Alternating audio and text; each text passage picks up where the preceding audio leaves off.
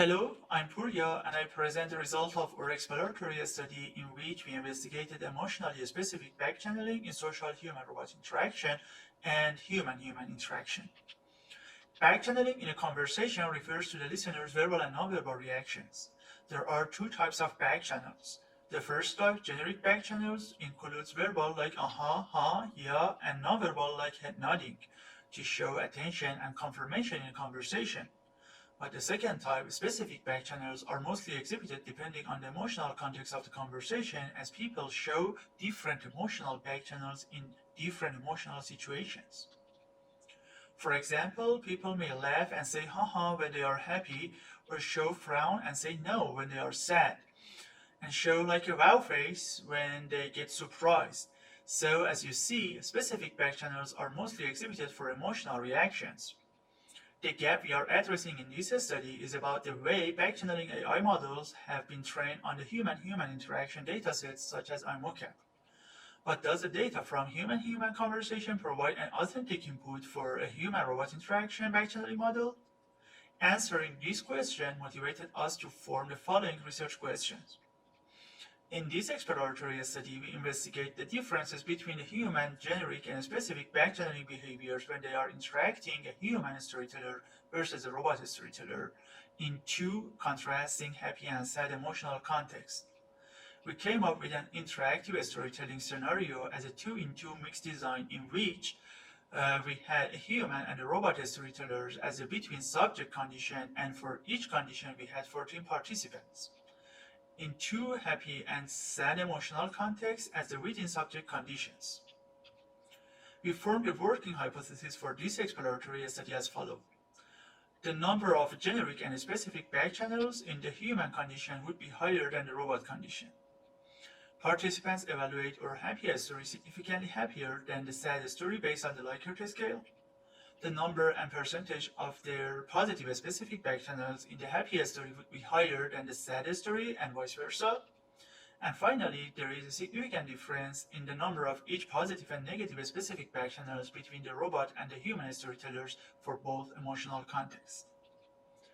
Here, this video shows some moments of the experiment. Hello, how are you today? Pretty good, how are you? But they just returned with confused looks. Do you confess you never knew Czech, or just continue speaking? I continue speaking. Okay. Wow, that is risky. Why did you choose to continue speaking?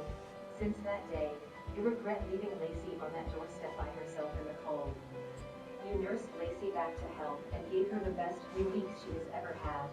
Age 10-20, and the rest of the students not but to leave her on the front step of the shelter. You respond with hola, but the student gives you a confused look and returns to your seat. You're not sure why the student looks so confused, but you decide to brush it off and continue preparing for your lecture. But no dog could ever replace what you had with Lacey. What a horrible way to end a story. How did you feel about it? The results of our statistical analysis showed that the first hypothesis was only partially supported because the generic backchannels between the robot and the human storytellers were not significantly different, but the specific backchannels were significantly different between the storyteller conditions.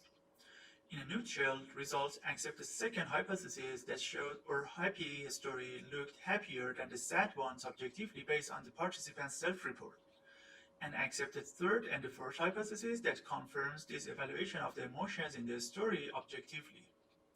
Last and the most important takeaway of this experiment is the significant difference in the number of each positive and negative specific backchannels between the robot and the human storytellers for both emotional contexts.